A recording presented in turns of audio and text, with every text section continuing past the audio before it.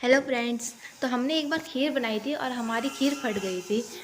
ये हमने गुड़ की खीर बनाई थी। तो आज मम्मी से सीखते हैं कि वो गुड़ की खीर सही से कैसे बनाते हैं। तो सबसे पहले जो भी गुड़ है ना इसको डाल लो और इसको पकाओ पहले। ठीक है, इसको फोड़ लेना चाहिए था लेकिन मैंने जल्दी में ऐसे ही डाल दिया। तो इसको पकने लो थोड़ा देर में, इसको उबालते हैं।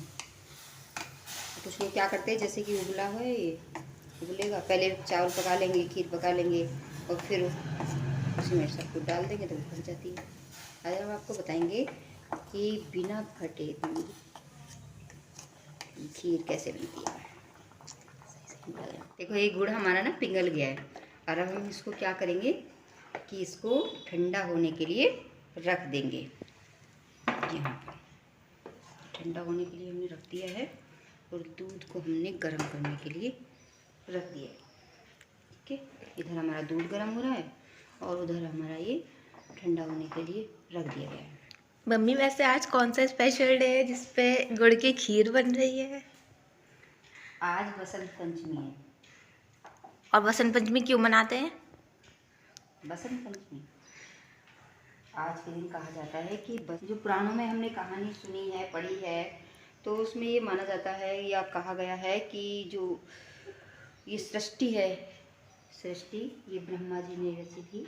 और जब ब्रह्मा जी ने सृष्टि को बना दिया तो उन्हें लगा कि ये सृष्टि बहुत ही नीरस है, नीरस हो गई, ना उसमें कोई स्वर, ना संगीत, ना वाणी, कुछ भी नहीं था। तो उन्हें बड़ा लगा, अजीब लगा कि भाई ऐसे तो सृष्टि अच्छी नहीं लगेगी, बिल्कुल सब लोग नीरस, मूक, खामोश, सब कुछ शांत शांत सा है। तो वो बहुत परेशान हुए और गए विष्णु जी के पास। उन्होंने अपनी समस्या बताई कि सृष्टि का निर्माण तो हो गया लेकिन ये सृष्टि तो बड़ी मौन है, मूक है, तो और बहुत ही नीरस भी है, तो इसका कुछ समाधान बताइए। तो उन्होंने कहा कि सरस्वती माता का आह्वान कीजिए। और सरस्वती माता का आह्वान करते ही सरस्वती माता प्रकट हुई और उन्होंने, उनके हाथ में वीणा थी और जैसे ही उन्होंने अपनी वीणा के तारों को छुआ तो सबसे पहले जो स्वर उसमें प्रकट हुआ होता सा। और सा प्रकट होते ही जो सारे स्वर थे वो निकले और उससे हमारी सृष्टि में स्वर, स्वर्ण, वाणी और सारी जो आवाज़ थी, जो ध्वनि थी, उसका संचार हुआ। नदियों में कलकल की आवाज़ आने लगी, पत्ते थे उसकी सरसराहट सुनाई देने लगी, सारी सृष्टि में एक स्वर का संचार हुआ। और इस तरह से जो ब्रह्मा जी ने जो सरस्वती माता का आह्वान किया था, ये बसंत पंचमी के दिन किया था, इसीलिए आज बसंत पंचमी का ये जो त्यौहार है वो मनाया जाता है। और उसमें पीला कुछ बनाया जाता है, पीले कपड़े पहने जाते हैं और पीले ही फूल चढ़ाए जाते हैं माता सरस्वती जी को।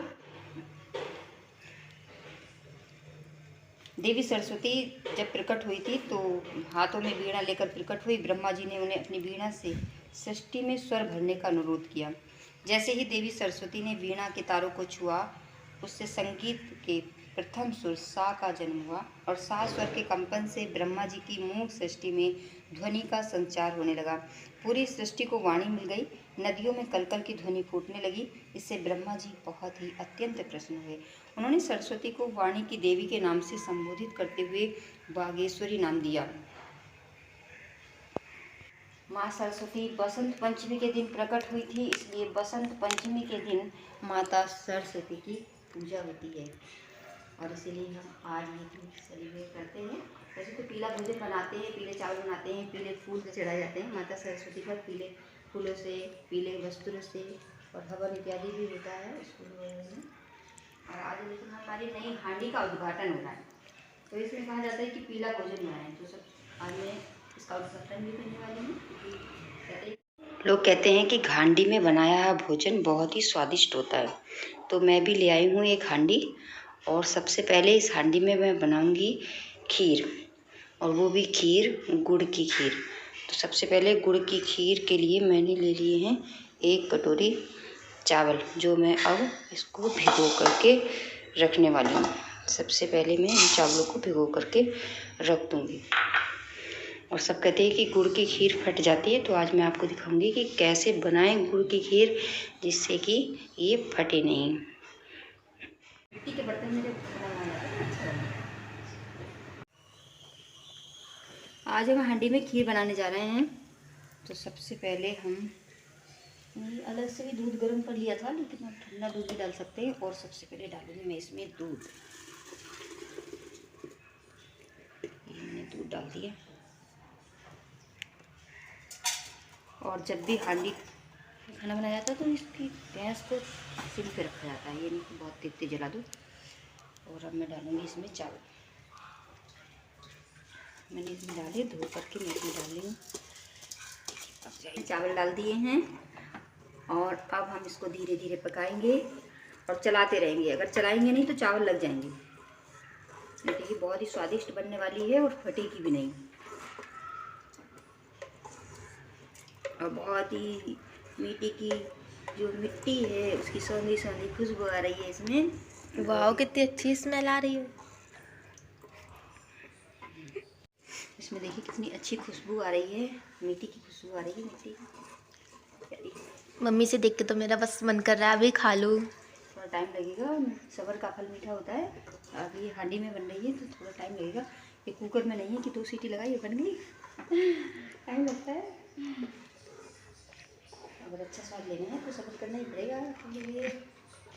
हमारे चावल पक रहे हैं, जब तक हम इसमें कुछ ड्राई फ्रूट अपने काट के रख लेते हैं। देखिए ये डाले हैं काजू हैं और ये थोड़ी सी काली मिर्च भी इसमें डलती हैं। अगर नहीं है तो कोई बात नहीं, अगर हैं तो डालिए, और नहीं है काली मिर्च तो मत डालिए। और अगर ये डालेंगे इलायची तो इससे बहुत अच्छी मीठी चीज़ों में हमेशा अगर ये डालें हरी इलायची तो इससे बहुत अलग खुशबू आती है, एक अलग तरीके की। अब यहाँ पर हम अगर ड्राई फ्रूट नहीं भी हैं तब भी गुड़ की खीर बहुत अच्छी बन जाती है। वो तो मेरे पास रखे थे तो मैं डाल ले रही हूँ, अगर नहीं होती तो नहीं डालती, क्योंकि बिना ड्राई फ्रूट के भी अच्छी हो जाती है। ये इलायची को हमने ऐसे निकाल लिया इसके बीजों को, और ये जो काली मिर्च थी इसको पीस लिया है। और अभी हमारी बन रही है, देखिए कितनी अच्छी खुशबू आ रही है इसमें। खीर अभी पक रही है धीरे धीरे। जितनी देर से बनेगी ना उतनी अच्छी स्वादिष्ट बनेगी। बनाई थी बिल्कुल ठंडी हो गई है। अब हम इसमें जो मैगी बना के रखा था अभी हम इसमें डाल देंगे। देखिए इस तरह से डाल के मिला देंगे। दोनों ही चीज़ हमारी ठंडी हो गई हैं और हमने इसमें इसको डाल दिया है। तो अच्छी तरह से चला लेंगे। देखिए कितना अच्छा कलर इसका आ गया है, ये देखिए।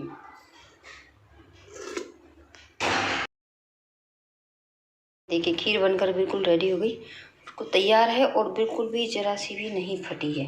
तो आप भी इस विधि से बनाएंगे तो बिल्कुल भी आपकी खीर नहीं फटेगी। किस तरह से लगी हुई है ये देखिए, कहीं से नहीं लग रहा कि खीर हमारी फटी है। तो इस तरह से ही आप बनाइएगा और बच्चों को खिलाइएगा। सभी को बसंत पंचमी की बहुत बहुत हार्दिक शुभकामनाएं।